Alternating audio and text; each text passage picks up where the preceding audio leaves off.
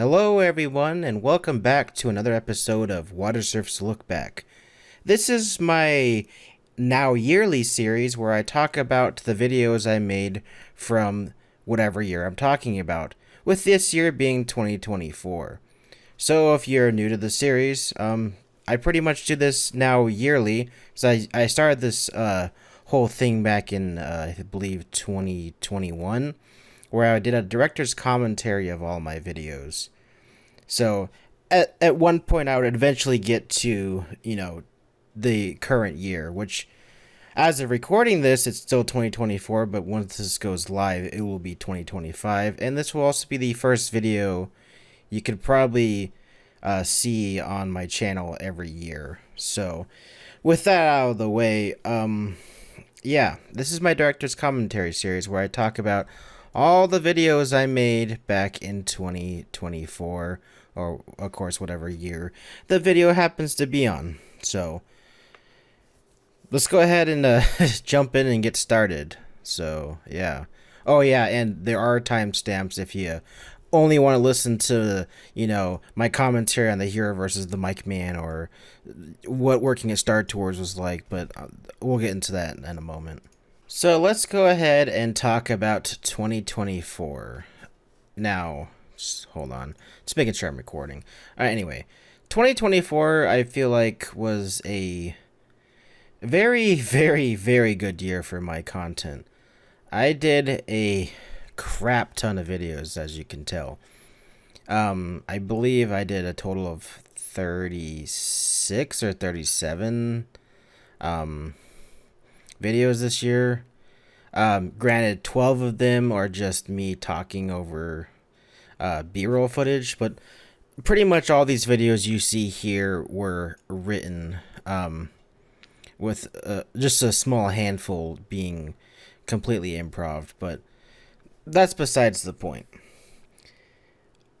I feel like I enjoyed 2024 a lot. This was a very good year for my content. I also, saw a huge growth in subscribers thanks to my Adobe video, which I'm done with Adobe. Which one? Yes, goodbye Adobe. It's time to move on. I saw a lot of subscribers from that, and some of you may found my channel through that. Some of you may have found my channel through my Tomorrowland cast member stories. Some of you may have found my channel just randomly through one of the many series that I did this year. Because 2024 was introduced two new series. One actually finished this year because it was I only wanted it to run for so long, but I will get into the cast member stories towards the end of this video because it will be a something to talk about, because it's not much I can narrating over myself. So, but yeah, I started the Gaming Hour series, which that has been in the brainstorming phase for a while now. Well, not like a super long time, but it was in I was thinking about making this series at the end of 2021 because I've always wanted to do a gaming review show, and I wanted to do it my own style and focusing on specific games where I feel like the inspiration I got it from, which was obviously Scott the Woz. He mainly focuses on like gaming topics, where I wanted to go into the nitty gritty and focus on the game specifically. Now, I did take my own route with it, so while it's not a one-to-one rip-off of Scott the Woz, you can tell where a lot of the inspiration came from. But it's also putting my years and years and years of skit-based experience to the test, I guess, because if you think about it, the little bits, the little live action bits where I'm doing something stupid on a green screen or in front of my desk or whatever, that kind of calls back to the Some Random Video days. But yeah, I would say overall I enjoyed making content this year, and I did a lot of big things this year. One of the biggest things is not going to be coming out until 2025, hopefully, but I'm not going to hold my breath on that one. But let's go ahead and jump into technically the first video of 2024, which would be my customer stories, but we're going to skip that. We're going to go to my trailer for non-subscribers. Now, I'm just going to pause this and do some adjustments. You won't have to see me do this later. I'm going to turn this all the way down because I don't like hearing this.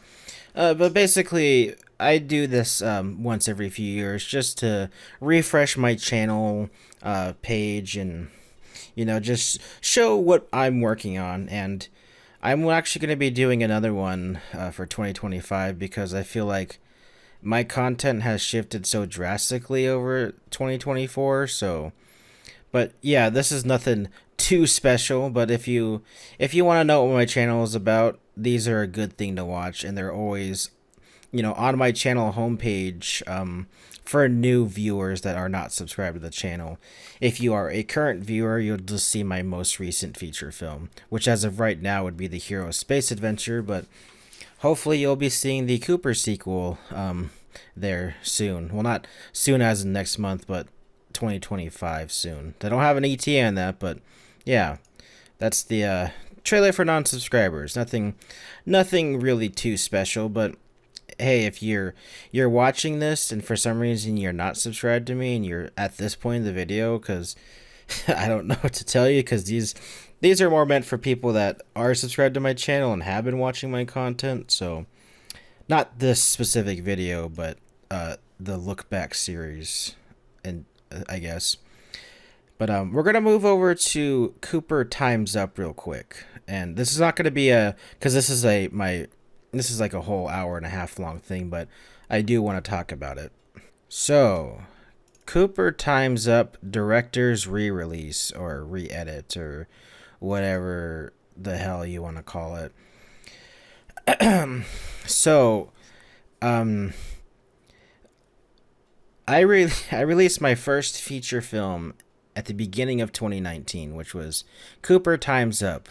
It was supposed to be the finale to the Trevor and Cooper series, but you know, when I did release it, I had no intentions of making any more to the series, and also on top of that, I didn't have my biggest regret with this film was not the fact that it took so long to come out, but I'm just gonna mute this.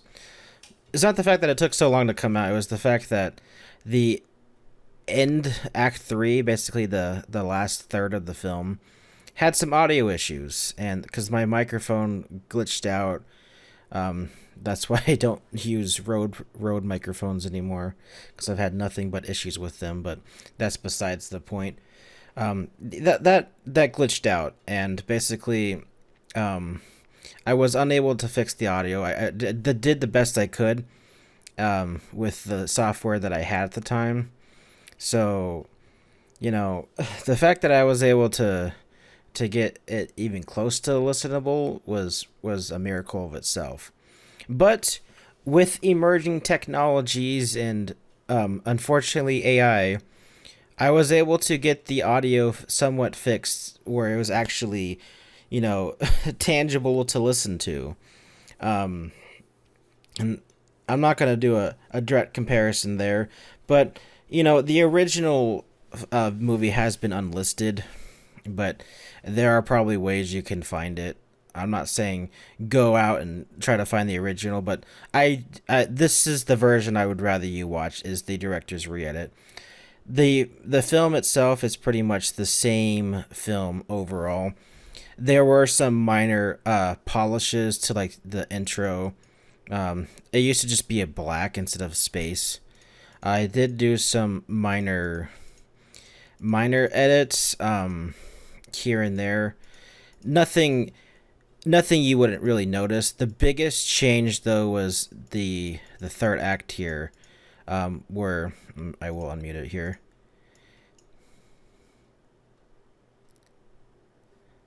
yeah. So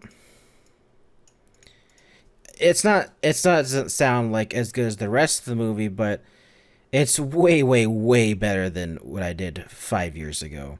Because originally the original file had some like hissing noise, and I used this audio separator thing in I believe the program's like uh, Spectra Layers. Spectra Layers 10. I forget the company name, but basically they have this quote unquote AI software that will separate vocals from, instruments and stuff like that. And I was able to do it to separate it from terrible audio. And then on top of that, this re-release is also important because it sets up for the sequel that I was not planning it originally, but I wasn't too happy with the ending. So besides, I did enjoy playing Cooper, but I wanted to actually go back and rewrap the wrap it up with a nice bow, and I feel like the way I wrote the sequel is pretty good, and I feel like fans of the series will not hate it. I guess they like it was unnecessary. Yeah, it was unnecessary because the ending, obviously, spoilers. Cooper dies at the end.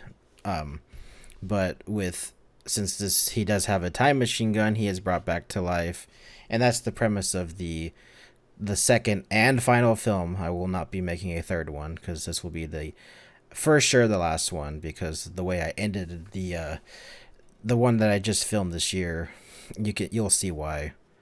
And that's the only spoiler I will give.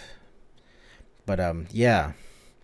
Cooper Time's Up Director's ReEdit is the version I would rather you watch. But if you want to, for some reason, go and watch the original, which, to be honest, there's not really much changes there. The only difference is Act 3 is actually listenable now, where the audio is not terrible. But hey, this is the one that's available publicly. The other one is unlisted, and I do not have any links for that out in public anymore.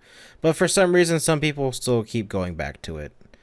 Anyway, let's go ahead. We're going to skip all the cast member stories, by the way, and the next one will be the Connected Film Universe Explained. So, the Watersurfian Film Universe Connected Explained, or whatever, is it's a side tangent video. I'm not talking on the green screen, but basically this video is at the beginning of my Connected Series playlist, where all the videos in my little weird film universe that are technically connected, but they're not, because there's a lot of reoccurring characters that will pop up in different videos, like my climate change guy, the hero, all of them, they pop up in multiple of my videos. And basically this just shows where they originate from, where you start seeing, oh, this is where they start actually going into their whole style, and I basically explain the playlist in greater detail. This is something that's going to probably be a long running thing, and it's not going to end anytime soon, because I like working with these characters. So, but yeah, this is the first video of that playlist, and you can skip it if you want to. I don't know how many people actually are invested in my dumb little film universe, but if you are, and you are watching this, that means you probably do care about myself and my dumb little characters. But yeah, this is nothing. This is a video that I wasn't expecting to gain 1 billion trillion views overnight, but it's one of those side tangent videos where I talk about my videos, and there's gonna be a lot of that. So yeah, that's gonna be it for this video. The next one will be the Hero versus the Mic Man. So the Hero versus the Mic Man. Do I not have it downloaded? Oh, there it is. So the Hero versus the Mic Man was a really weird video to come out. Honestly, if you watch the Hero Space Adventure and then you watch the follow up of the Hero Next Generation, um, I kind of wanted to make the Hero a more longer series and have a bunch of films, whether they be short or long, um, just spread out through his own character series or whatever. And this one is one of those ones where I kind of wrote it on a whim, like, because I asked Red Eyed Green Dragon. I did a parody of him last year, but he is a fantastic creator, and I do shout him out a lot. But he makes some great gaming reviews on mainly indie games, but he also has these roller coaster tycoon skits. And overall, if you like my content, you'll probably like his, and I would highly recommend checking out his channel, because he does deserve a lot of those views that he gets, because he's a really funny guy. But I shot him a message, and I was like, "Hey, do you want to collaborate?" And he goes, "Sure, send me a script." And I was just like, "Well, I don't have anything written right now, but I can whip something up." And this was something that I whipped up, was the Hero versus the Mic Man.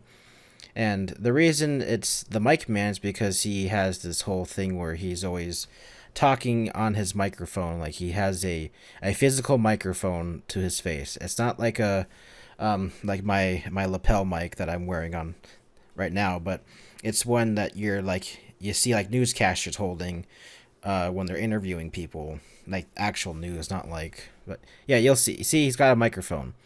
And basically he's not like really sorry, in this video he's the not really an antagonist, but he's more like the he just pesters the hero, but you think he's a bad guy, but he's not actually the real bad guy. But yeah, anyway, I was just like, "Hey, I wrote this script up, does this sound fun to do?" And he said, "Hell yeah, dude." And he basically gave me his lines, and I got it out within the next week. I was honestly surprised that he did this, but I'm very grateful that he did this, because this was probably one of my favorite videos of this year, just because the way he delivered his lines were so funny. I just feel like even though, here's the thing is, we never even chatted about it's like verbally chatted. We just like, "Hey, here's the script, here's the lines, do what you think's best, man." And he did it without us even speaking a verbal word to each other, so that was pretty cool. And then I also did a little cameo in his I forget the video right now, but I think it was it's on his channel. I think it's on the Red Faction game.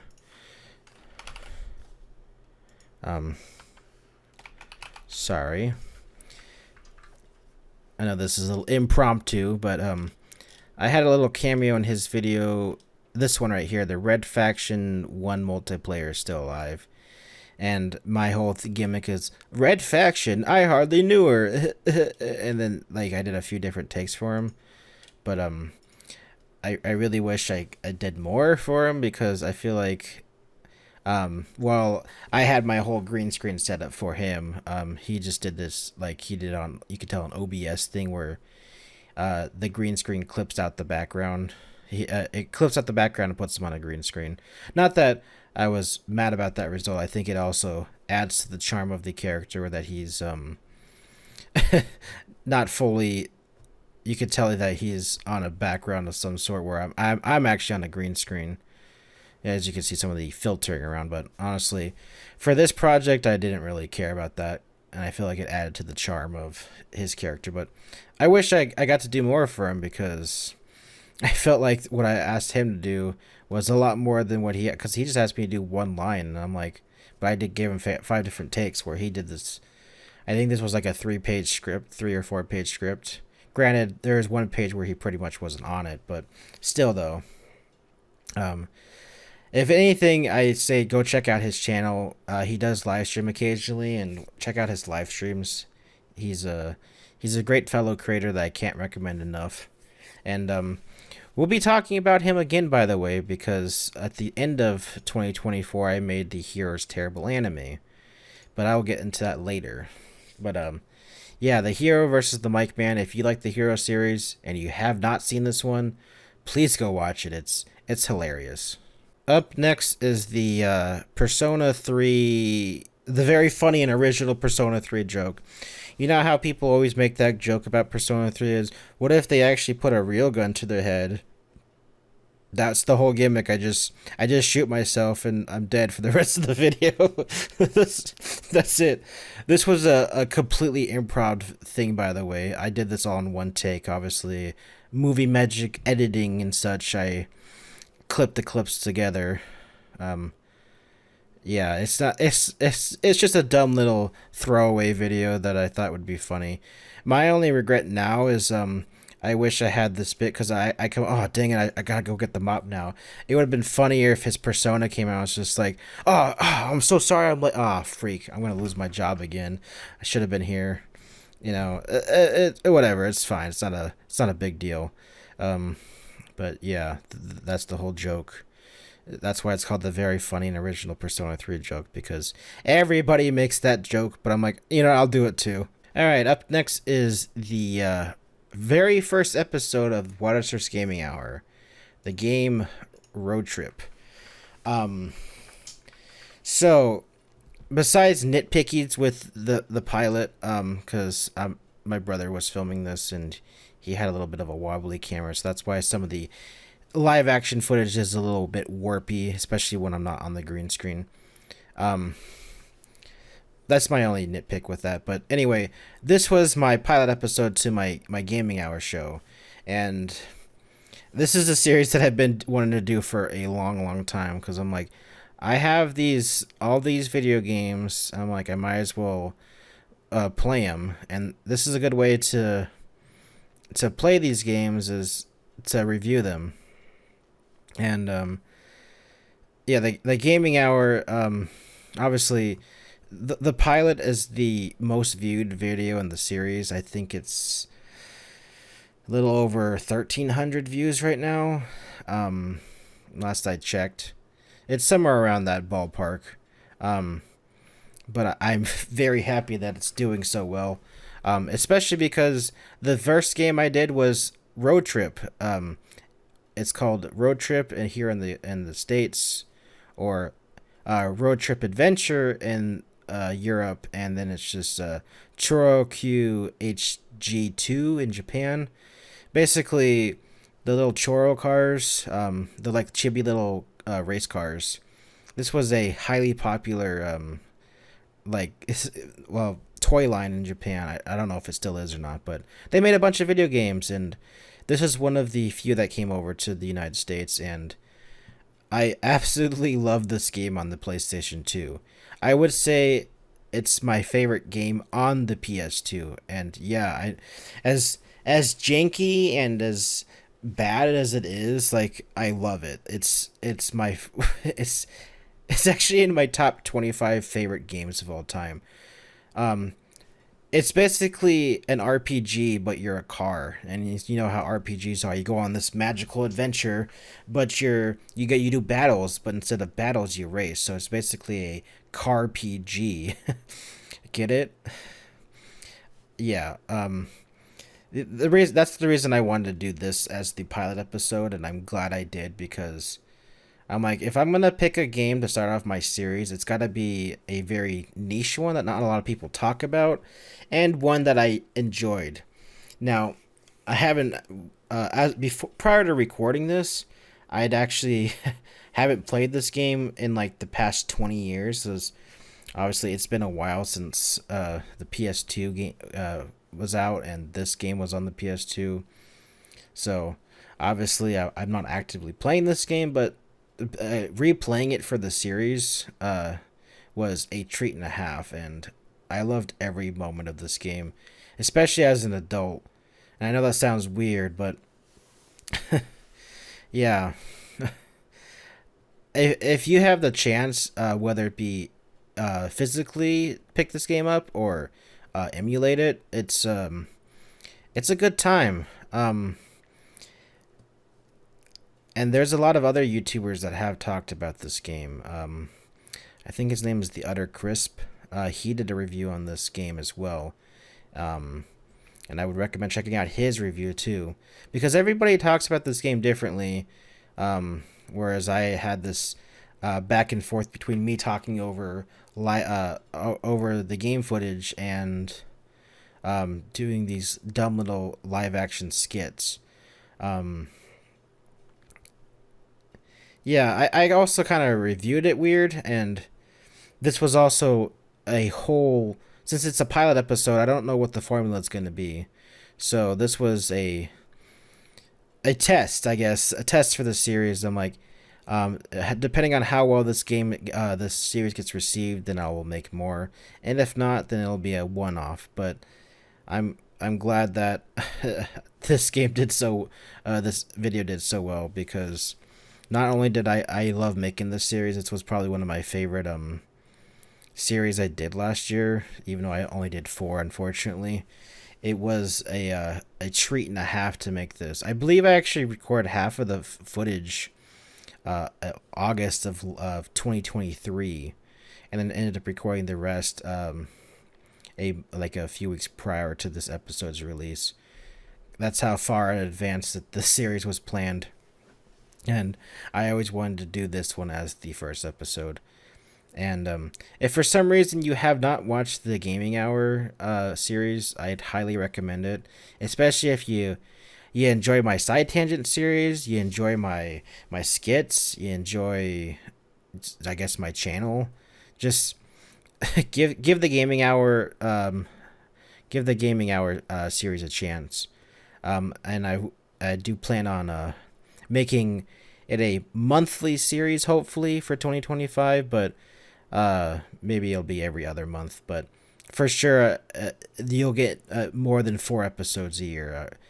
The minimum I'd like to do is 6, but I would like to make this a monthly series, if possible.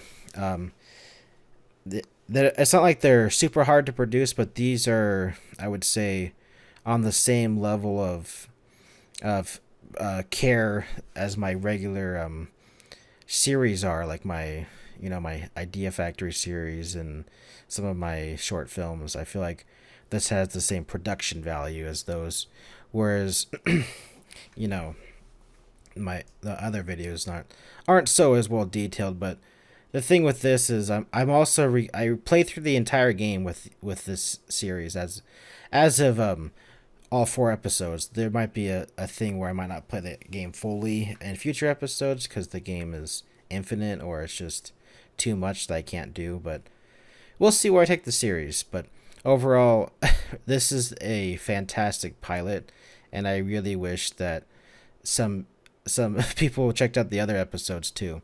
But I'm like, dang it, I made the pilot too good in this instance. But yeah, check out Road Trip Adventure. That's what it's called here in the United States, but if you're in Europe, it's called Road Trip. It's Road Trip Adventure in Europe, and then just Road Trip here in the United States. But I know it's a little bit weird because it's got the little everywhere above it. So people think it's an everywhere road trip. It's just Road Trip, man. And this has a little nice community online. And I think even someone on the Road Trip Adventure subreddit says they're making a sequel successor to this called Road Trip Island, and that looks interesting. Maybe when they finish it, I'll review it on the channel. But yeah, this was also one of those ones where I feel like some of my jokes in this one were just like, every joke's a banger. This one's my favorite, where I'm like, I love customizing my car, and I chop off my arm. Like, it's just like, what the hell? Yeah, just, this overall was a good time. Yeah. Let's go ahead and move on to the next video, which is the Wacky World of Roblox Voice Chat. So, the Wacky World of Roblox Voice Chat. This was, as I said with the side tangent series, not every episode is going to be me talking on a green screen, as you saw with uh, the Watersurf's explanation of my my film universe, and then later in 2017, not 2017, because I saw 17 right here. This one, the overview of my content process. Some of these might just be me talking over B-roll footage that I edited in. This one is a rare case, and maybe I'll do this again, maybe I won't. But if you don't know, I make Roblox videos on this channel. Well, it has been on the back burner. Roblox is literally the one of the biggest things on my channel. If you look at my most viewed videos, at least 3 of them are Roblox ones, with the first, my most viewed video, being a Roblox video. Yeah, I've had a long history with Roblox, and I wanted to do a video talking about these voice chat servers and how unhinged they can get. So basically, this video is me. It's more of a gaming video, I guess, but it just kind of showcases how crazy some of the voice chats can be. And granted, I am playing the 17 plus version, so you'll probably see more adults on here. And this is also one of the few videos on my channel that, if I were monetized, this would probably get demonetized because I did not bleep anything out. There are some suggestive themes. There is a lot of people saying a lot of words that are not friendly to younger viewers' ears. So most of my videos now, I do try to have an age warning attached to them if they do get suggestive in theming. But you know how kids are nowadays, where they'll just say whatever funny thing they think is funny. This is the whole thing, was just me exploring some of these voice chat places. I have this bit where I'm talking to my microphone because I wanted people to know that this is not a let's play. It's not a, it's more of a, I guess not an experiment, but not really a video essay either, because where I'm talking on my microphone was the parts that I wrote, but I went out and recorded all the footage first, and I basically wrote my thoughts and opinions afterwards. And a big bulk of this video is actually just showcasing the game Neighbors, and I feel like this is the one that I keep coming back to, like even outside of this video. I'm just like, some of the wacky things people do on this game was just like insane. But it's just crazy how much Roblox has changed, because honestly, I barely use it outside of when I film my Roblox character for my BLOXMates series and such. But yeah, nothing really else to say about this video. Let's go ahead and move on to the struggles of being a small creator. Alright, the next video is the struggles of being a small creator. I feel like this one is personal to me because I'm a small creator. Well, I'm not as small as someone that's like got like less than 100 or less than 10, but I do have less than 10,000. And in terms of the YouTube scale, I am technically a small creator. So this one was personal, right? Because I wanted to talk about the struggles of being a small creator, and how just how hard it gets sometimes, especially for those that want to do this as a full-time thing. And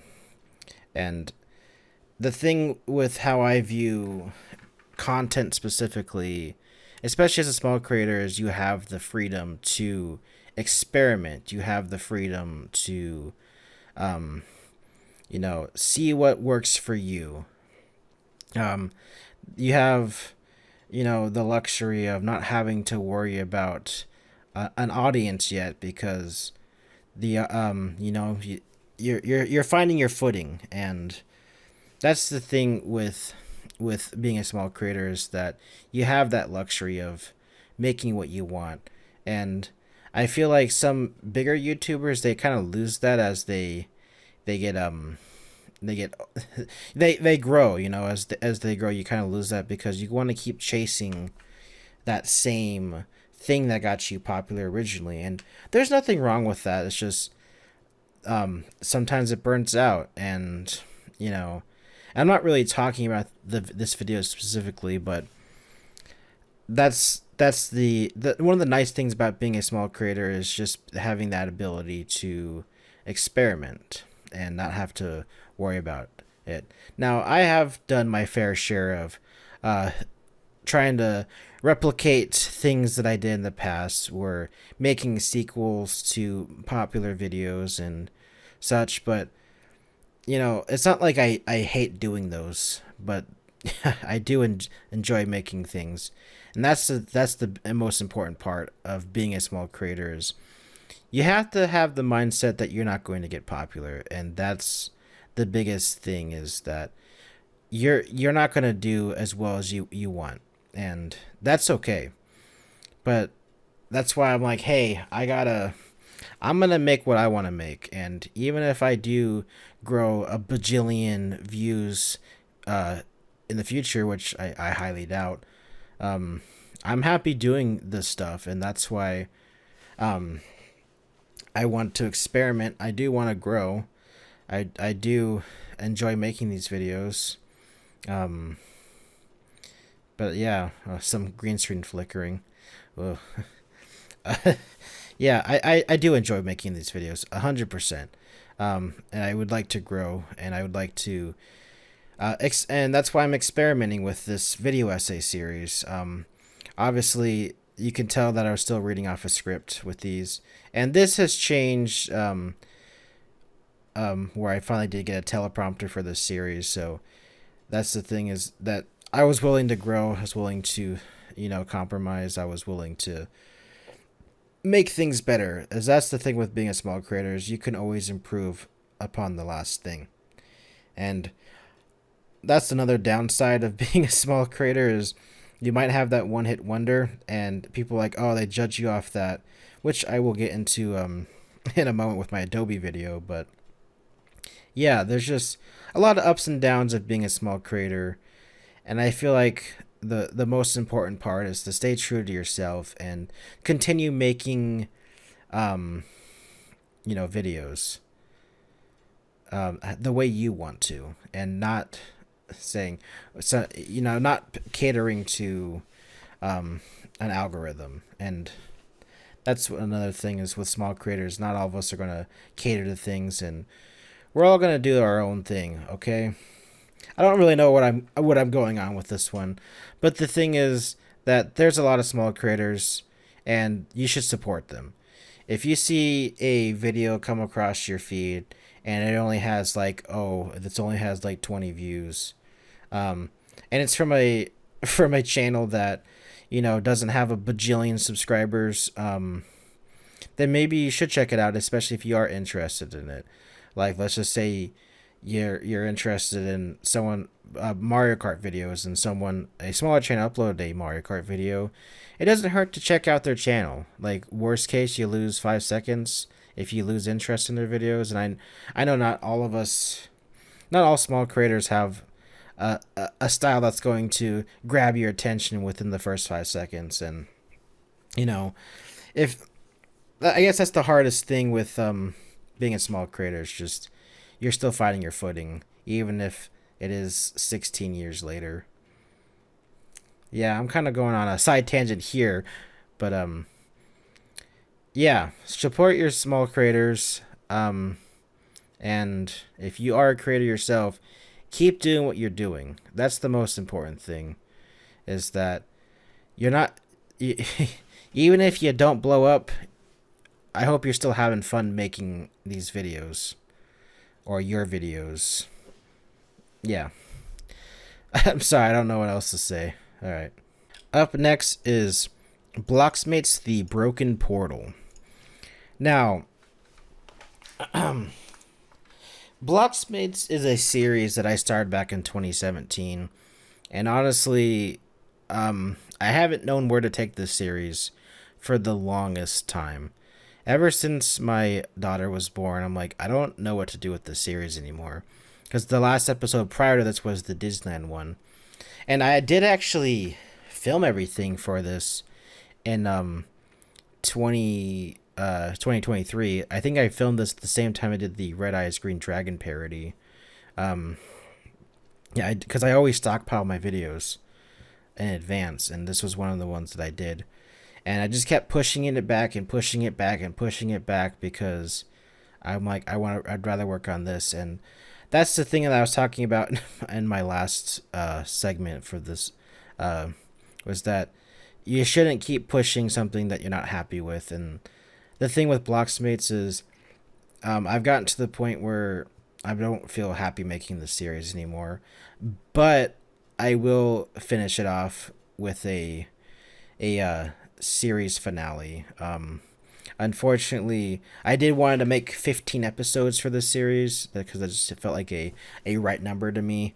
But since this was the 12th, technically 13th episode in the series, that means the next episode will be the last.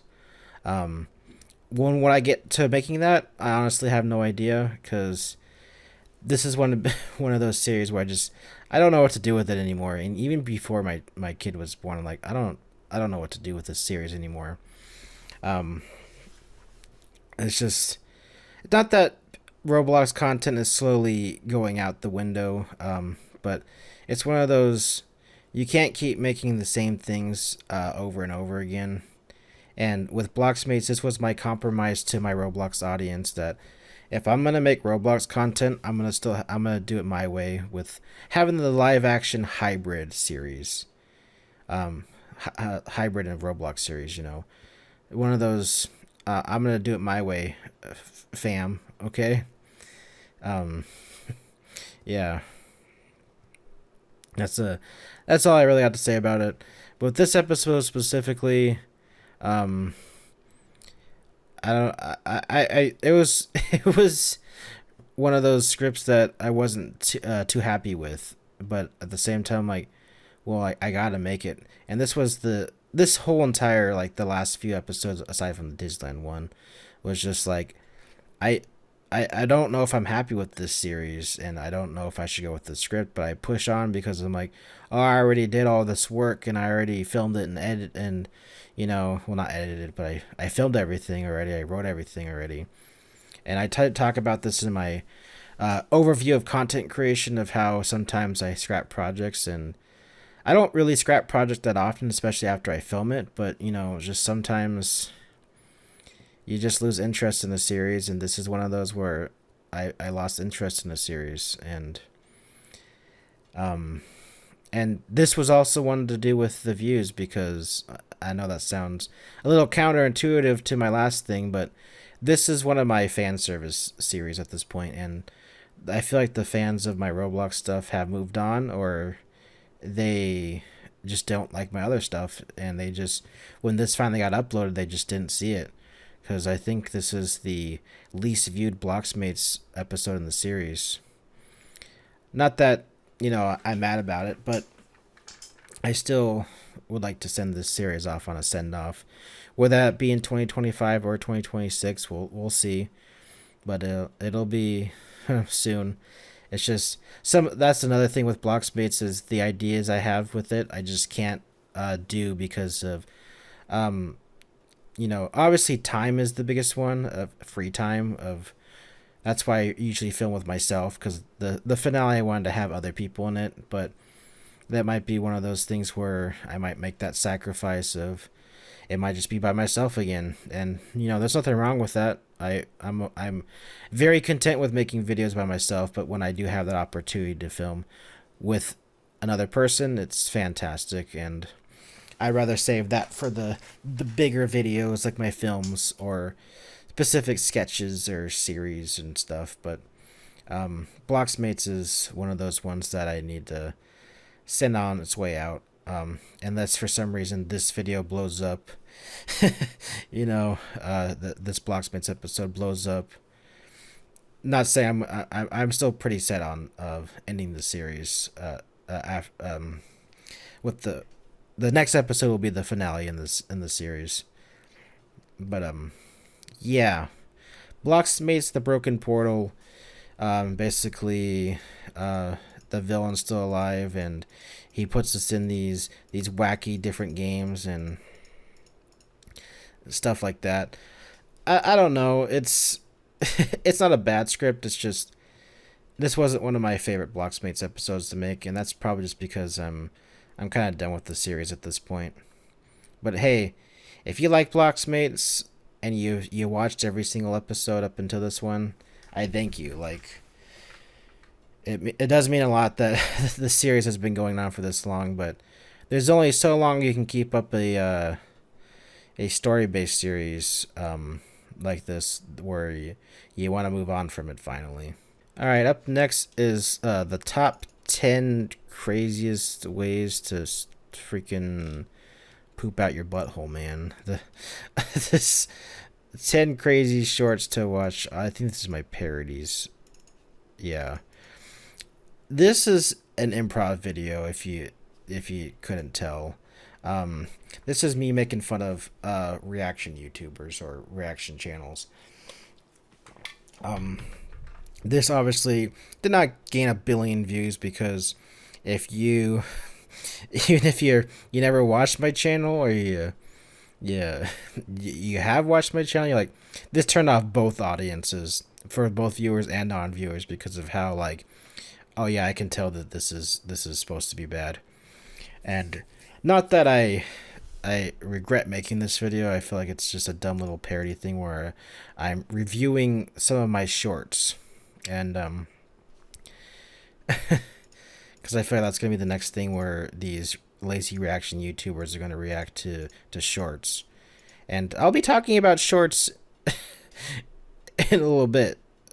So yeah, but these were I basically reacted to all my own videos, making dumb jokes here and there. It's a dumb brain rot watch if you are interested, but I have nothing else to say. That this was all improv, and yeah, it was an easy video to make because I just sat in front of my computer. So, and I used the green screen filter I was talking about, where your webcam will mask out your background. But let's move on to the next video. All right, so the next one is Watersurf's Gaming Hour Apocalypse. I reviewed the game Apocalypse for the PS1. It's this corny action platformer from the late 90s, somewhere in the 90s. It's like before the PlayStation controller switched over to the dual analog, the little thumb grippy things. I can't think what they're called right now, but it's when the PlayStation controller only had a D-pad, and that's when this game came out. And not that it's no, actually it is. It's an okay game. I wouldn't replay it, but this was a game I played a lot as a kid, and I know that sounds weird, but I just liked running around and playing this game. It was just, I just thought it was so funny that he swore because it's a T-rated game, and I'm like, I don't know how I squeaked this out. I don't know how I squeaked out a 33-minute episode with it, but yeah, this was a fun game to review. Apocalypse, where you can tell it's this PS1 game with these terrible graphics. This was also another experiment for the series where I was starting to use more game footage, like actually play the game's audio, whereas the first one was just me talking over gameplay, but there was no audio from the game. And then, of course, I had some of my dumb little bits where I'm making fun of the some of these cutscenes. I'm like, I feel like this joke went underappreciated with me dropping my pants because it's just dumb. I feel like this video, this whole entire thing, I feel like there are some really good jokes in here, but the game itself, man, I would say just watch my playthrough, but watch this video of it and you'll get the gist of this game, because actually playing this game, oh my god, every level just managed to get worse and worse as time went on. And the final boss, I swear I wanted to freaking. This took me 45 minutes to do, just because of how janky the controls are, and just how like you can't have this 3D freaking spinning platform thing when you only have a D-pad. And by the way, that's the other thing is you shoot with the freaking like regular buttons, the X, square, triangle, circle buttons. That's how you shoot, and it's just like I hate this game. Honestly, I would not replay this game, and watching my playthrough of this game will just give you the same. We'll save the trouble of having to play this game. But hey, if you want to play this, go ahead, but I would not recommend it. And this is one of those bad games that I reviewed, because I will be reviewing some bad games on on this series as well. But other than that, it's a good watch. I feel like I had some funny bits in here. Yeah, let's move on to the next video. All right, up next is I'm done with YouTube Shorts, some of my side tangent. In 2023, I made a video about my issues with YouTube Shorts, and at this point, I was fed up with YouTube Shorts because this is why creators burn out, in my opinion. And I didn't talk about this in the video, but this is why creators are burning out, is because of short form content. And to get a little rude, but I feel like people that only watch short form content, like they only watch it, they have severe brain rot, and they'd be close to mental retardation at this point. And if that offends you, I'm sorry, but that's how I feel with short form content that's like this, where it's heavily, I can go through like 20 of these within 5 minutes, and that's being generous. Like, you can go, like, what if you're actually sitting there and watching the shorts, like you watch the 15 to 45 minute short or whatever, you can probably get through like 20 of them in 5 minutes. But it's just like, you're not retaining anything, you're not gaining anything from this. This is such brain rot content that it's making people have shorter attention spans. And here's the thing, that's the thing with the pig, it's slop, that's what it is. And like, I'm not gonna chop up my videos anymore for the hopefulness of, oh, if I chop up my video, maybe someone that watches both will go over and watch both. No, the thing with shorts is that shorts viewers are retarded, and I'm sorry for using that word again, but that's how I feel. Is people on the shorts tab, they literally watch the video, subscribe, like, and then swipe to the next one. So it's like, why are you subscribing to everybody? This also goes with my ghost subscriber phenomenon video that I did in 2023. It's just all these videos are somewhat connected, because I don't know, I'm seeing this as a creator and not a viewer, because I do not watch shorts personally. I don't watch short form content in that type of TikTok reels or shorts aspect. Like, I hate watching videos like that. And I prefer watching a widescreen video like this, even if it is short, like Man Carrying Thing does. Like, his videos are short, but like I don't have an issue with those, because they're not. I don't know how to describe it, but if you've seen short form content, you know how they are. They pretty much, they throw a lot at you at once, or there's just a lot of things that I have issues with, and I don't want this look back to go longer than it is, but I have a lot of issues with shorts. And the thing was, I'm not going to feed into the algorithm anymore, because on top of that, this was also hurting my channel. These shorts were hurting my channel. That's why some of these videos here, aside from this one, some of these older videos, they didn't get the love and attention they did, because it's pushing my videos to people that are subscribed to me, but that's where a lot of my subscribers came from 2024 is from shorts. A lot of them subscribe to me through my shorts, and that's cool and all, but like, you only don't subscribe to people unless you're gonna watch their videos. And if you subscribe to 1,000 channels, especially on the shorts tab, and they make regular content, you're never gonna see that regular content. And I don't know how the freaking shorts algorithm works either. That's a whole garbled mess. And you know, this is just, I'm not gonna be part of this burnout. I don't want to contribute to this. I'm not posting shorts anymore. If you have an issue with that, well, it sucks to suck. I'm sorry. You know, I hate shorts, okay?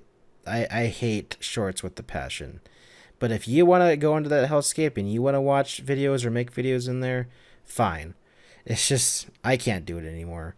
And I talk about my frustrations with these videos, and that's the weird thing with review or talking about my side tangent videos in my look back series, is because, you know, I talk about these videos, and these are more meant to be a behind the scenes, but it's just me reading off a script, as you can tell. But another thing about this video, this was the first side tangent video to quote unquote blow up.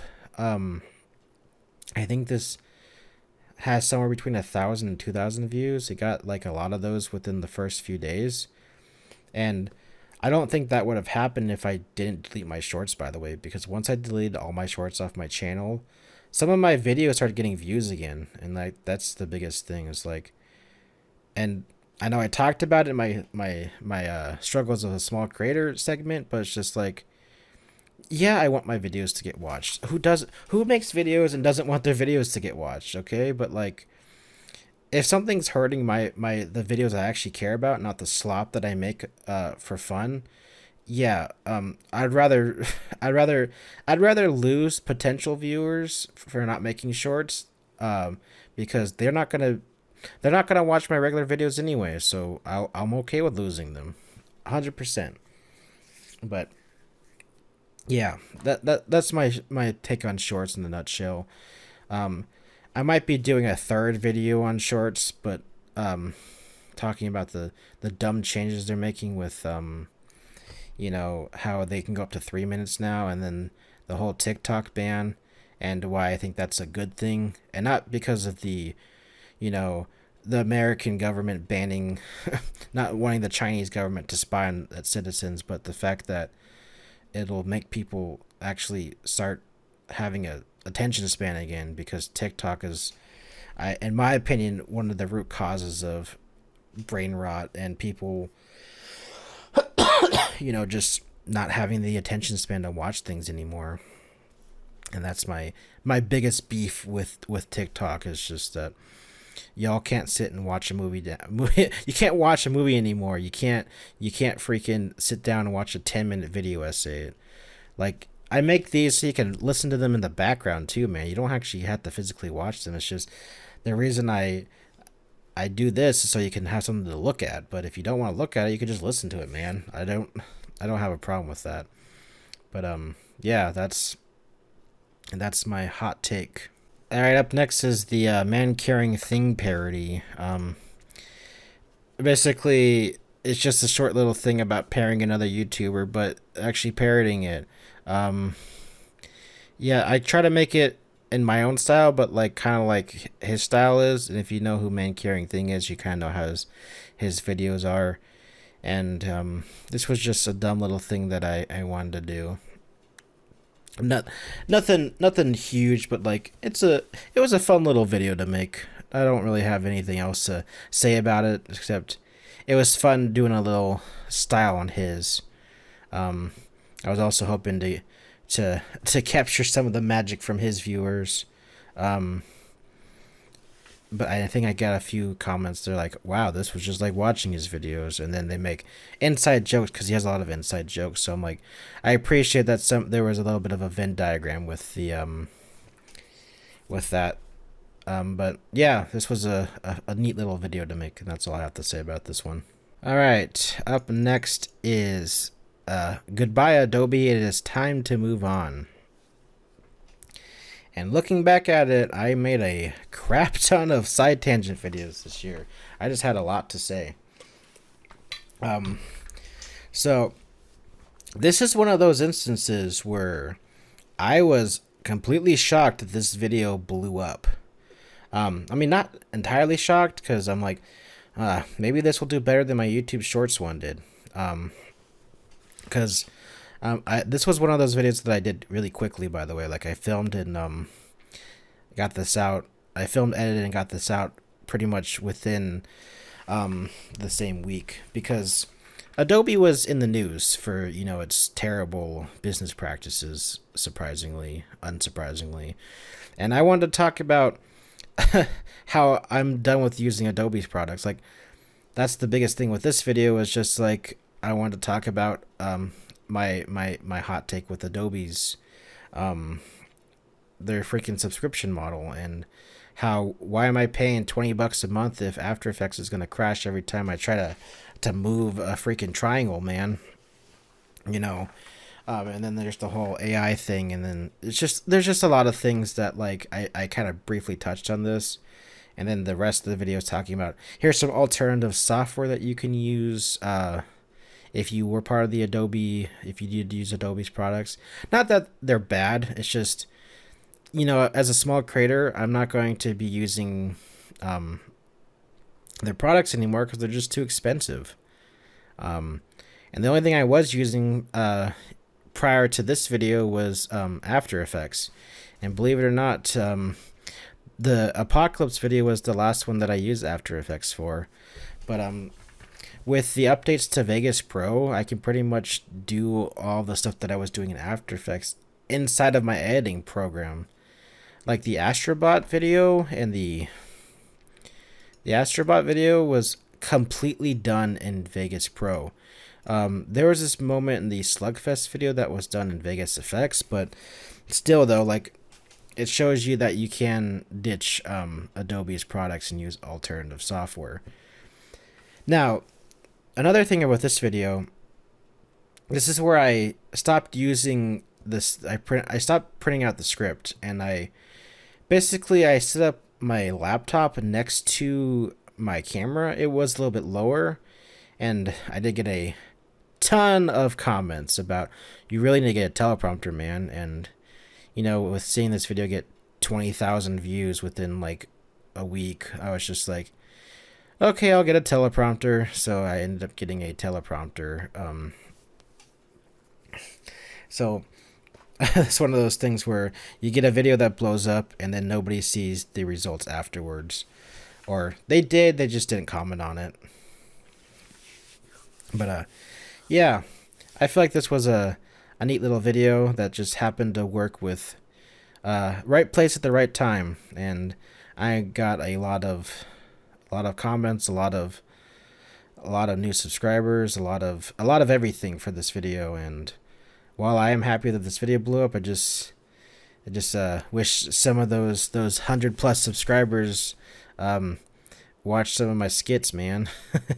That's just being hopeful. That's the problem with being a variety channel too, is just not all your subscribers are gonna watch everything, and that's fine. Not a big deal.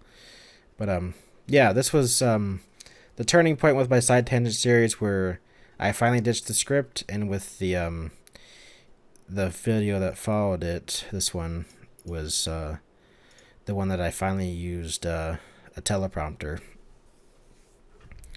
But yeah, this just the first half of this video is talking about what I have problems with Vegas, and then the rest is, hey, look at these are all the free programs you can do, or paid programs that aren't stupid expensive. But yeah, let's move on to Big Tony's Amusement Park. Yes, Big Tony's Amusement Park. This was an improv video. I mean, I had an outline. I wrote an outline for this, but like, I was just like, you're gonna have to improv this, bro, because I wanted to do something again with the Big Tony character. I thought he was a fun character to play, but he was only in my that Red Eyes Green Dragon parody I did. But I ended up using Big Tony again for this video, and I filmed another one that will be coming out sometime after this video. I don't know when, but where he gets audited for his theme park. And he was also in Watersurf's Idea Factory 8.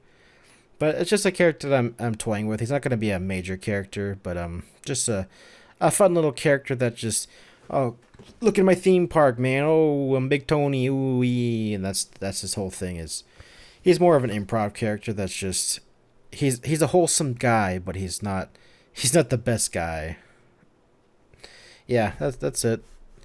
Oh yeah, this was also all done in Vegas Pro, by the way. Nothing was done in After Effects, so changing up my workflow was also interesting, and doing this has been fun. Alright, up next is MLB Slugfest, Watersurf's Gaming Hour. So, a few things about this video. I don't normally play sports games, but this was an exception. I played this one, I rented this one a lot as a kid. It's basically baseball, but you can punch each other. And I'm like, I can do something with that. And this is also the third episode of the Gaming Hour series, so I got to show that I'm doing variety with this series. But I always wanted to, basically the first three are games that I always wanted to do, like review. But I'm just like, hey man, let's talk about Slugfest, because I don't really see that much other channels talking about it besides Let's Play channels. It's not really but then again, I don't know how many people like watching baseball games, but hey, this was a fun episode to make. I also, this opening scene, I was actually going to film at the baseball fields where I live. The community park has some baseball fields where I live. You know, like, you know what I'm talking about. I filmed the Dubstep Doesn't Solve Everything there.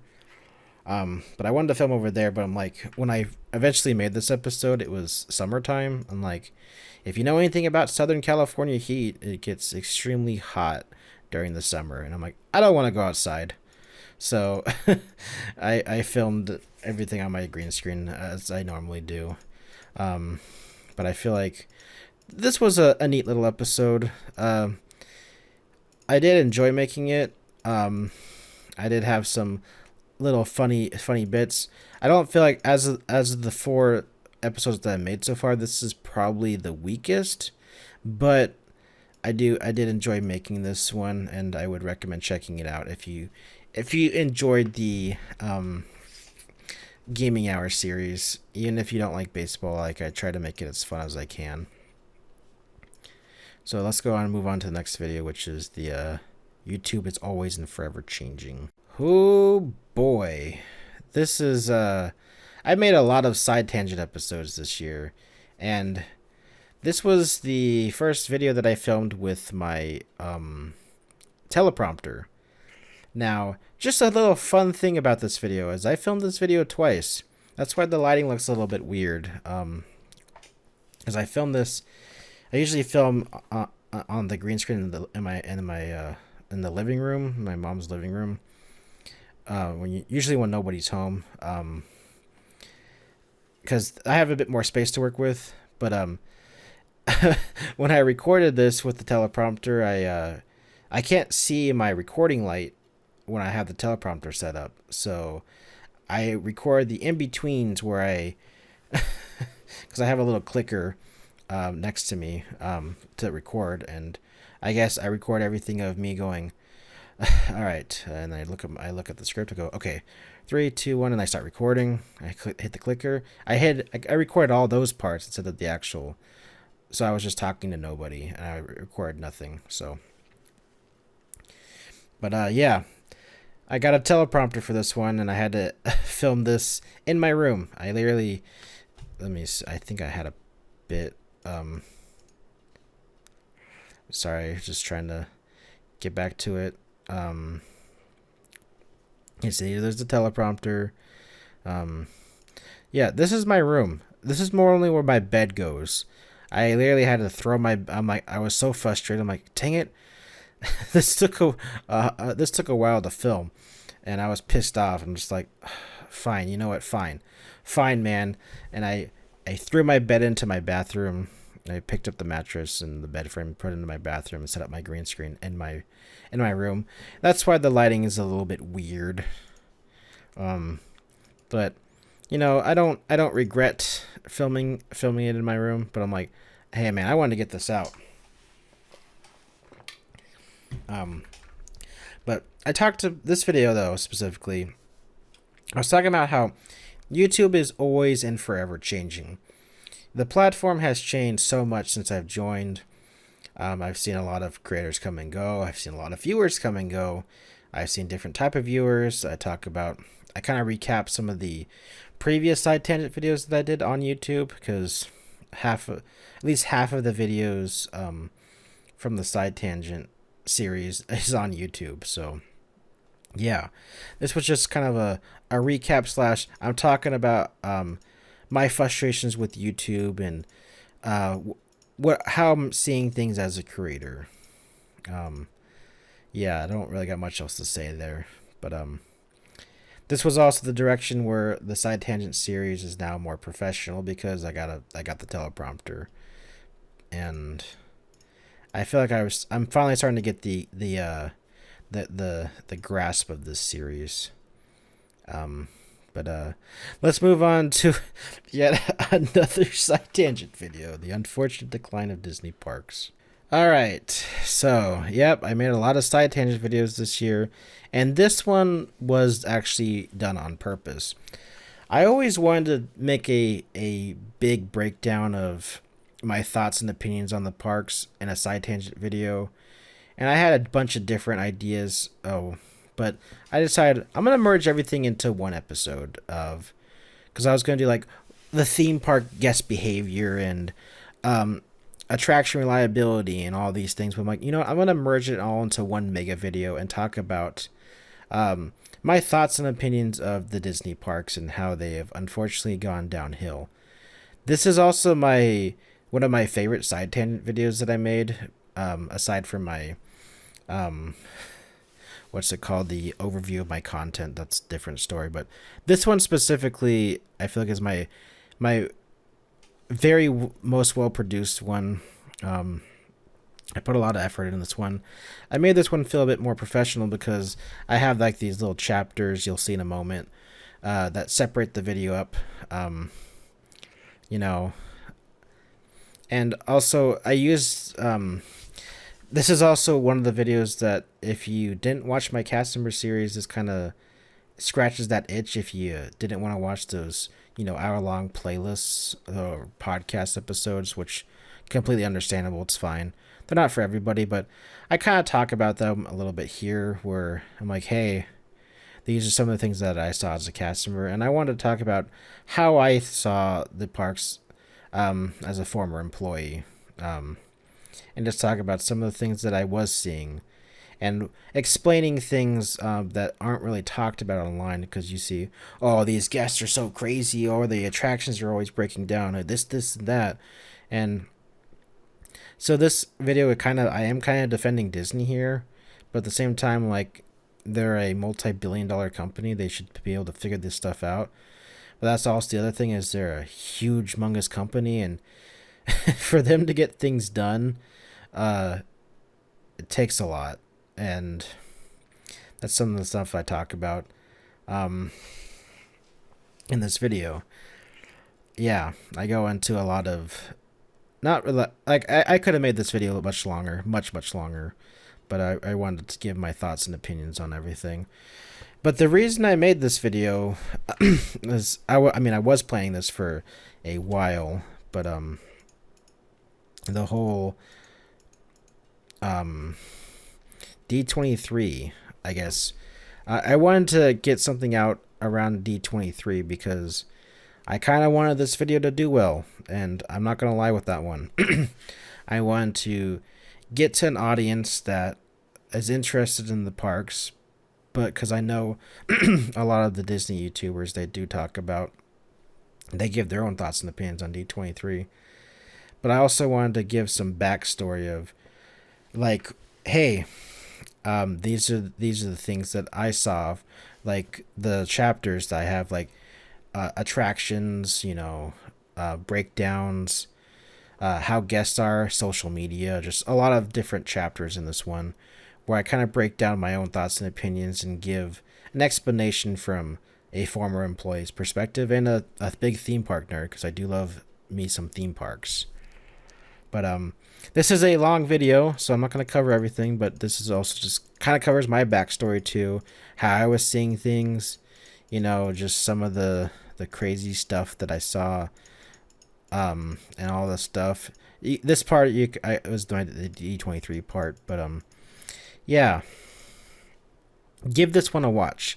Out of all my side tangent videos, if you have an hour to spare, I would recommend watching this one, because especially if you are a fan of the theme parks, it's a good watch. Let's move on to the AstroBot review. Alright, so this is the last episode I did for the year for Watersurf's Gaming Hour, which was on AstroBot.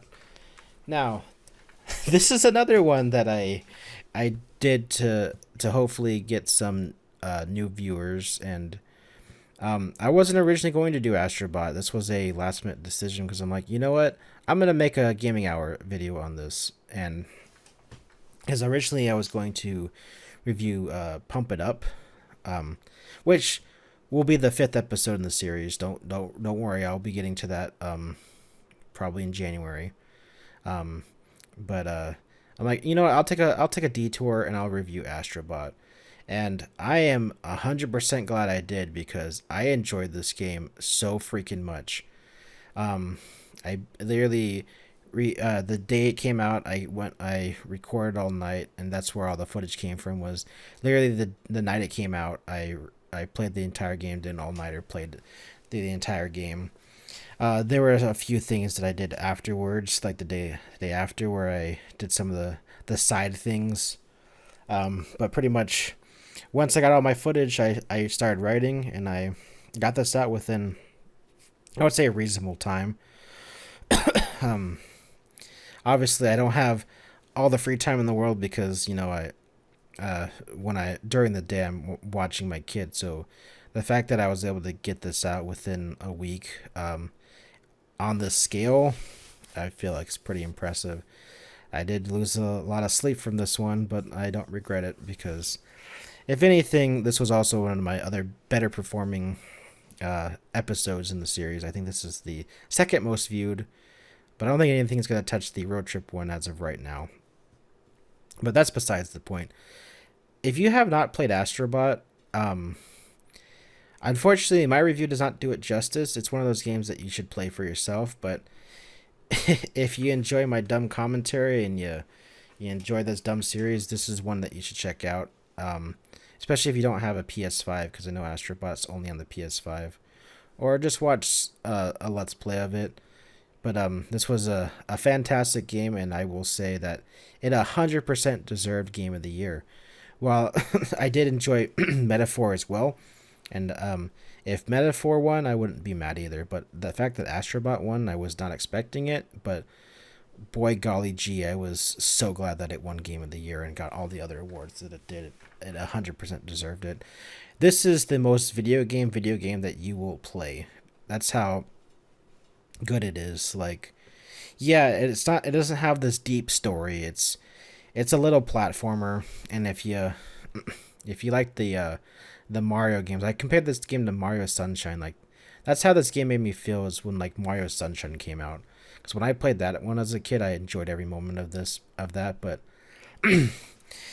yeah, this game was 100% worth it. And if you liked Astro's Playroom, the free game that came with the PS5, this should be a no-brainer to pick up. I feel like the team that made this game did a fantastic job. Team Asobi, they did a fantastic job with this game. And I wish my review was way better, especially knowing that this game won Game of the Year, but I still feel like I did a good job with my review. But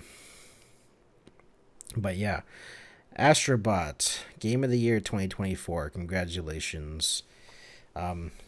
This also had some really funny jokes. This one had a bit more gameplay than me talking, but some of the little bits that I did, I feel like were pretty funny. I'm like, this guy just wanted a free lunch. I'm like, you like eggs? There was a lot of like smaller little bits that I did. And just talk about, this is just a love letter to video games at the end of the day. Yeah, man.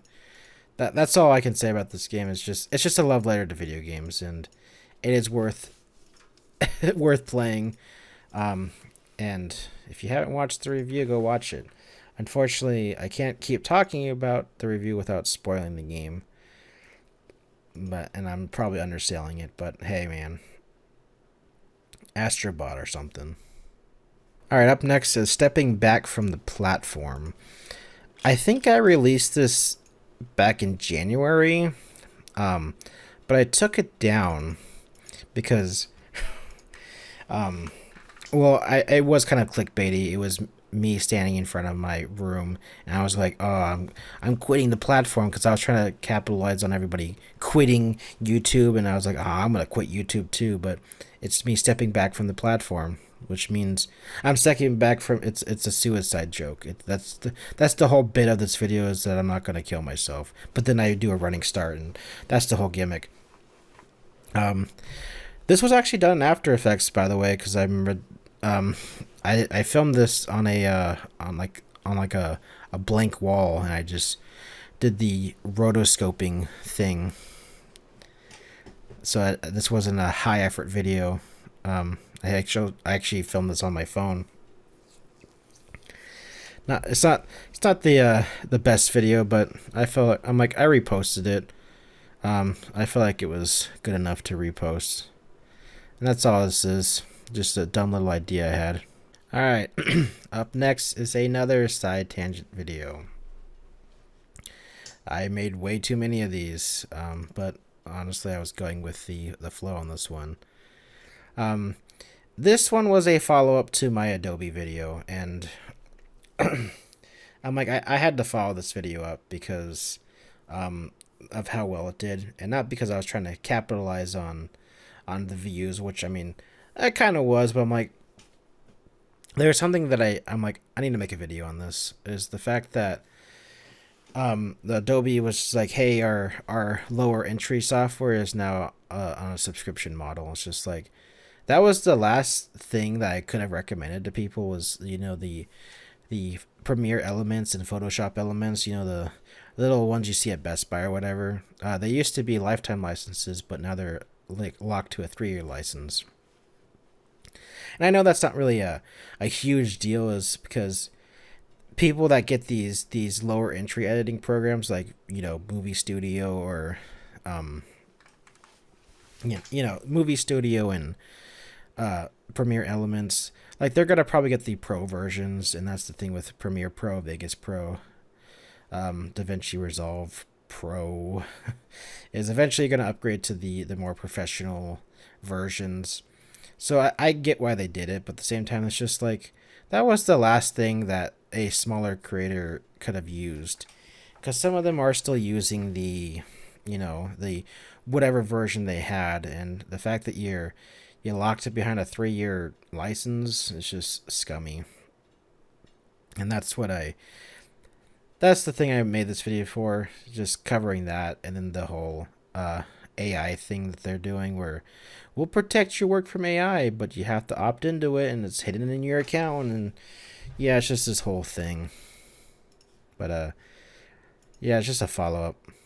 The next video is a Lav Mic Etiquette for Dummies. Because god dang, people that do not know how to use a lav mic pisses me off. And this is mainly in short form content, where people are holding their wireless microphone or their wired microphone, like the little tiny ones, and they're holding it up to their mouth. It's just like, freaking put it on your shirt. That's what that's the whole thing for. And that's the only reason I made this video, is because it was pissing me off. And I'm tired of seeing these. And yeah, of course I do see the short form content from time to time. I see it on Reddit or whatever, and it's just like, I'm tired of these clips going viral with people that don't know how to just freaking have proper mic etiquette. It's like, come on, guys. And that's this whole gimmick. My mom said I felt like a bully in this video, but whatever, man. Yeah, this guy, like, freaking, if you're gonna have your microphone, put it up to your face, man. Like, don't keep moving it back and forth. And if you got a lav mic, then attach it to your shirt. Yeah, that's it with this video. Nothing really else. All right, we are almost at the end of this. Besides the customer stories, but Watersurf's Idea Factory 8. This is one that I filmed with the Adobe video, this Adobe video, and the Big Tony video. It's just one of those ones that, not that I hate making the series, it's just one of those, I'm like, I don't feel like editing this right now, man.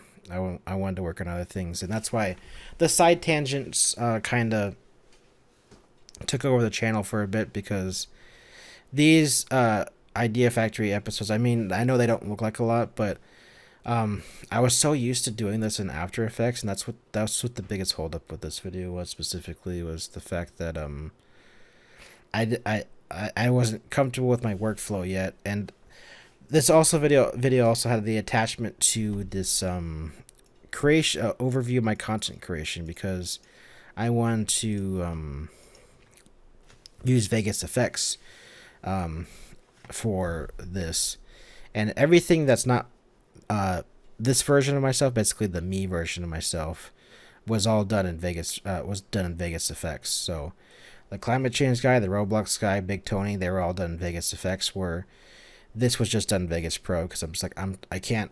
This doesn't work with my workflow anymore. So from here on out, all my green screen footage, unless it's something hyper specific that I have to do, is now done in my editing timeline of Vegas Pro. So everything is pretty much 99% done in my editing software, which is fantastic. It saves me a lot of issues and makes my workflow a bit faster. That's what the biggest thing was. Is it's just weird making a you've used After Effects for so long, and then now that you're back to making another episode of your series that has been primarily in After Effects, you're just like, oh man, I don't I don't know, man. I don't know what to do. But hey, this was also there's a part in this video where I used Autograph, which is the reason I ditched After Effects to begin with, was because it did some of the, I finally did some of the stuff that I was using After Effects for.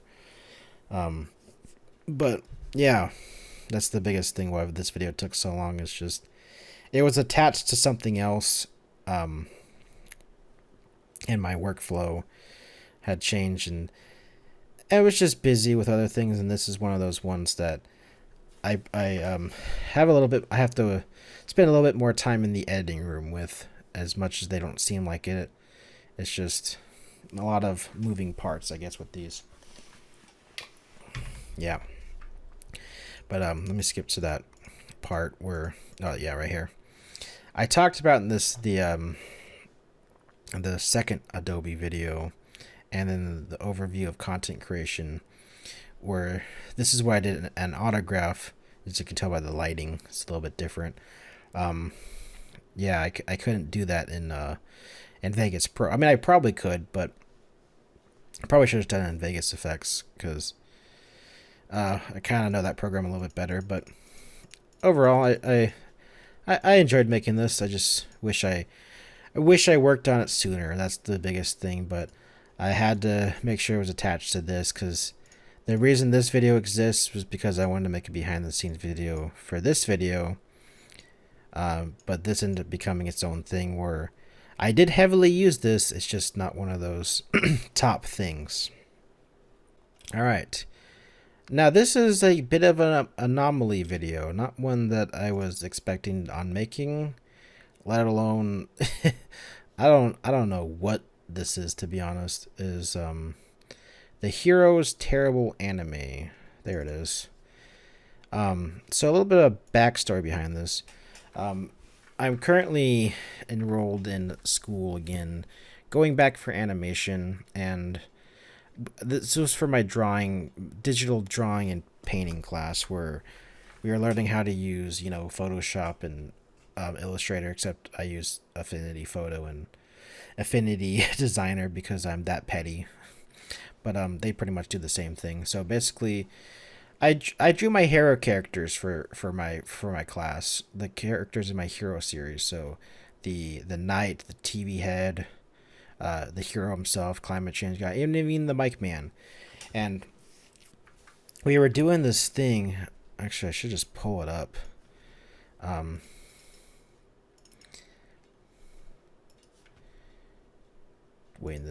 Sorry, it's on my external hard drive, which sometimes has an issue with responding, but that's not important. I'm gonna put this over here, my second monitor. So basically, the whole premise was we were doing this thing for okay, now it's loaded up. We were doing this thing for my class where we had to do these backgrounds.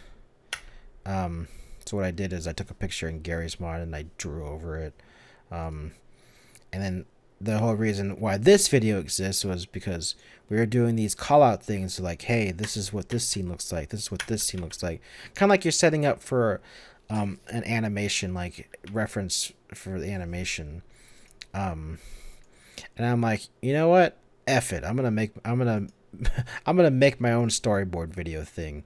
And that's why this video exists, was because this was literally a last minute thing that I stayed up all night working on that I didn't have to do, but I'm like, my idea is weird and I need to describe it to the professor like in my own way. And I end up with this wacky animation thing. I busted out a script basically writing around the characters that I couldn't re-record, which was the Mic Man and the Overlord character, as those were different voice actors. So I basically recorded new lines for the characters that I voiced, and I wrote a script around the pre-existing lines that I already had. But this is just a wacky animation that I made, and it's not really an animation. It's a hybrid of a storyboard and an anime. I don't know what to call it. This was all done in Vegas Pro, by the way, and I know that sounds weird. I keep bringing it up, but it was just a really interesting video to do, man. Like, I don't know what the hell I did. This was a fever dream of a video that I made, and I would highly recommend giving it a watch, even if you don't watch the Hero series, just because of just what I did with the editing style, man. Like, I don't know what the hell I was doing. Because some of the stuff was like this bit, like, I didn't have that written in the script. Like, I don't know what the hell I was doing, man. And then this power up sequence with the pixel thing, and he goes into a Photoshop file. I was like, what the hell, man? Like, it's a wacky video, and it's supposed to be making fun of like anime. But yeah, give it a watch. It's only 4 minutes. All right, we have 2 more side tangent videos to get through because I made a bunch this year. And I'm going to keep saying that. So this one was a big video for this year, and I know it sounds kind of weird because it's mainly narration based, but I've always wanted to make a video describing how I make my videos from start to finish. And basically, just going to pause right here. These timestamps are important because I talk about everything from brainstorming, writing, setting up, actually filming your post, organizing your files, the VFX editing, thumbnails, how I make my videos from start to finish. Well, it's not like a full-on tutorial, because I would assume that it's not like if you don't make content, you can still follow along with this, but if you do, I'm pretty sure you can make it your own style, because everybody does their own process differently, and this is just my process. Well, it's not at all different from everybody else. That's just the thing, is everybody has their own style of doing their videos, and this is how I do my videos. Now, if you want to make a video like me, this is probably a good video to watch. But if you want to make content, this is also a good video to watch, because it gives you a general idea of how videos are made, at least on a single creator level. I don't know how people do their videos. I don't know if your workflow is different, but this is how my workflow is every video starts with an idea, then I write it, then I film it, then I edit it. The whole thing of getting inspired, then writing your inspirations, and then going to your locations and then filming it, and then everything in between, just doing all these things for your video. And that's all this video is. It's just there I go step by step of what I use, how the process is, and it's all narration based, and I show, hey, look, this is how I did the VFX, this is the plugins I use, this is how I edit. Well, it's not like one-to-one, like an overview detail, but that's the thing with I said at the end of this video is if you really you want to see how I make my videos from start to finish, like a full-on breakdown, then I would do a separate, it's like a separate series for it. But so far nobody has said, hey, I want to know exactly how you do things from start to finish. But I feel like this covers all of my videos in a nutshell, because that's the original thing that's why this took so long, was because this was originally the behind the scenes for this, but it evolved into its own thing, where it's more of a general overview of how I make my content. All my videos, like I include, the gaming hour, I include the side tangent, I include obviously Idea Factory. I even have some of the scripts and edits from the Hero's Space Adventure and Cooper Time's Up, and I even showed a sneak peek, not like a full sneak peek, but just some of the files and stuff from the second Cooper film. It's just like, this is how I make my videos from start to finish. And yeah, it's just, I would say give this a watch if you do enjoy my content and you want to like get a little behind the scenes aside from this look back, because this is just me narrating over my videos, nothing too special. All right, so this is well, I'm doing this a little bit out of order. This was the last video that I made for 2024, the good, bad, and ugly of AI. And I've always wanted to talk about AI, and this video is just my own thoughts and opinions on AI and how wacky it gets and how bad it is and how it could be used with your workflow and such. I also tested out this thing with the little bar at the bottom to show you the process of the video, like how long you got till the next chapter. But yeah, all this video has all like AI generated images in the background, and then how you can use it for a workflow. I talk about the good, the bad, and the ugly. Like if you want to use AI for your workflow, that's fine. Like as a tool, 100% fine. Like the Absinthe animations, 100% fine. Like I don't have any issues with using it as a workflow, but as a replacement, absolutely not, guys. Like stop. Really, like you're taking the soul out of content creation. If you want to milk out content without having to do like anything, then freaking go back to TikTok. Seriously, like you're making more brain rot and nobody's going to watch your terrible AI videos. Now, if you're using it part of your workflow, like, with the Absinthe animations or the stable diffusion, like with the core or crew videos, it's like, if you're using it as a tool like it should be, then, I don't have an issue with that. But the whole using it as a replacement is just like, don't be lazy, guys. Come on, just it takes you like 5 minutes to do some of these things, especially like like I don't know, it's just this whole moral dilemma of, should I use AI to do my homework? It's like, no. It's like, it's fine, like it's fine for reference and stuff and to give you an idea, but like don't use it as a replacement, guys. It's not going to get you that far. That's the whole thing with this video, is just there's just a lot of the good, bad, and ugly of AI, and it's got a long way to go, both in terms of it as a tool and it being regulated, and it should be regulated. And I don't think people should be data scraping videos. And don't use the thing with AI is just, if someone says don't use my likeness or my voice, then don't do that. And I will say it again, don't use my voice or my likeness or anything on my channel for AI purposes. But if you want to use it part of your workflow and make it like these weird absent animations, or you want to make a meme, sure, man.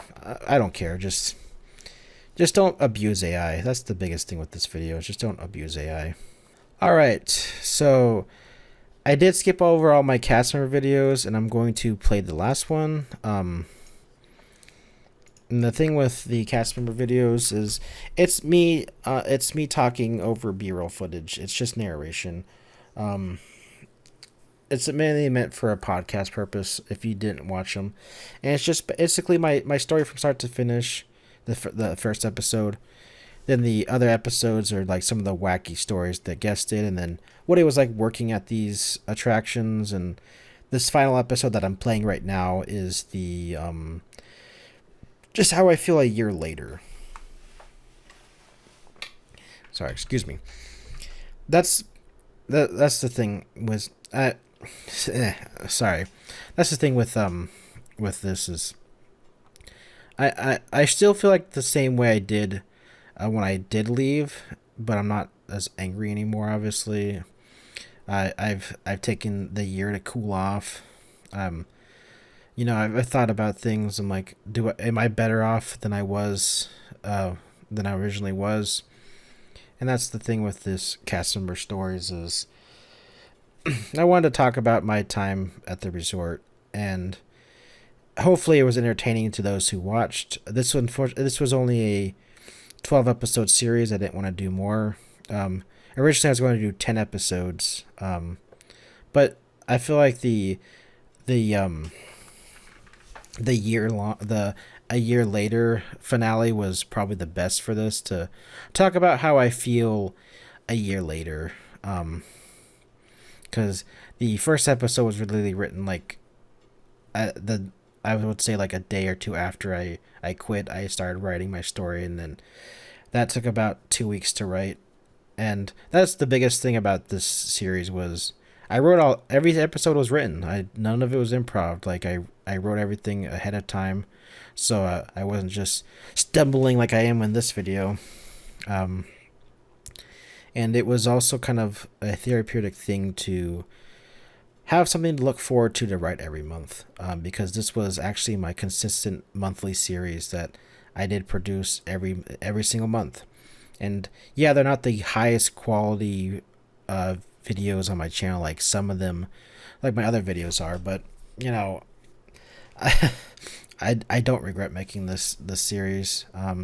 And the thing is, it's always going to be available for you guys to listen to on the podcast section of my channel. Unless for some reason I do take these down, but they should always be available. Unless Disney comes to my doorstep and says, take them down now. But, a lot of people talk about their cast member stories. It's not like I was sharing anything illegal. And I wasn't dropping any names. I wasn't doing anything that was very frowned upon. Like the most it said was just like, I didn't like working with blank person, but it was a fake name. But yeah, if you're bored on like a road trip, this is a good series to listen to. And yeah, some of the thumbnails were a little bit over the top and wacky, but I wanted to get the most of the viewers I wanted to get to watch the series were from the wacky guest stories, because that's what people like hearing. And as I got into the later episodes of working my attractions, I started going with my actual self. I wasn't like, if you enjoyed the series, you probably want to hear the more the different side of it. Whereas if you want to just listen to one episode of the wacky things that Star Tours that guest did, then that's fine too. I wrote this to be sort of out of order, but the most important episodes in this series, I would say, is the first one and the last one. Because the first one talks about my entire time there, and the last one talks about how how I feel a year later. But if you like Disney parks, you want something to listen to on a road trip, I'd say give these a watch. And now I did address this in the last cast member video, but I'm done with this. This isn't my channel anymore. Like, this won't be on my channel anymore. Like, this was a one and done series. Like, I'm not making any more episodes. I don't want to be a channel that only does Disney content. Yeah, there might be like mentions or cameos in future episodes. Not when I say cameos, like mentions in like outside of like my side tangent series. Like, yeah, I will talk about the fact that I did work there. Yeah, obviously, but it's not going to be my whole channel gimmick. Like, I enjoy making my skits, man, my series, my other videos. Like, those have always been my passion, and I felt like doing something a little bit personal for 2024 and talking about my time at the parks, and it also goes into like my own history of the channel, because like, hey, how come you weren't uploading from 2019 to 2023? Well, here's why, because I was working here. And also kind of give my own perspective on the cast members aspect, because I feel like a lot of the videos online are more like haha funny memes or different departments. And plus I worked I worked some unique attractions. Like, I don't see a lot of people talking about working at Autopia or the monorail. Like, Star Tours maybe, but these two I feel like are the biggest wild cards. And the thing is, if you're not interested in those attractions, fine, but like, they do hold special value to me. And yeah, I don't got much else to say. But if you do ever have any questions with these cast member videos and you are watching them, then feel free to ask on the videos themselves, not on like other videos, but like specifically, this one's fine. The Lookback episode's fine, but if you do have any cast member questions, just direct them on the cast member videos themselves, not on my side tangent videos or my gaming hour. Like, I don't like when people ask unrelated questions. Like, what is it? This is a little bit of a side tangent myself, but like, when I make a video about, freaking, I'm making a video about Adobe, and then someone's like, why don't you upload Roblox content anymore? It's like, I just did a few months ago. Like, you could check out my channel, man. Like, that's what also I feel like social media is for. You can always send me a what is it, a tweet? I don't know. I'm more active on Blue Sky than I am on freaking Twitter, but that's besides the point. But yeah, that's gonna be the last thing for this episode. I don't know what else to say. Well, that's gonna wrap it up for this episode of Watersurf's Lookback. I'm sorry that seemed like a little weird. I did have a lot of videos this year, and I didn't want to make this super duper long, but yeah, this was an interesting year. Now, for 2025, we're going to be doing some interesting stuff. Probably, obviously no more cast member videos, but I would say expect a side tangent video at least once a month, and a gaming hour at least once a month, because I'd like to make those at least a monthly series. And I do have 2 episodes of the side tangent series already filmed that just need to be edited, so at least you can expect that in January and February, so there's that at least. But thank you for watching the Lookback series. I know this isn't my most popular series on the channel, but hey, still cool that you watched here, or you skipped around, you got to the end. Whatever you did, man. And as always, the playlist is down below to watch all these videos for the year, or you can go find them on your own, or you can do whatever you want, man. I'm not going to tell you how to live your life. And if you do want to follow me on socials, I am most active. Well, I'm not super duper active, like posting every day, but I would say Blue Sky is probably the more active one, with Instagram being the second most active, as in I post the stories for the videos whenever they go live. And then Facebook and YouTube, Facebook and Twitter, I just mainly post a video link nowadays. But if any big updates, always come on the YouTube community tab page thingy. But that's it. Okay, bye.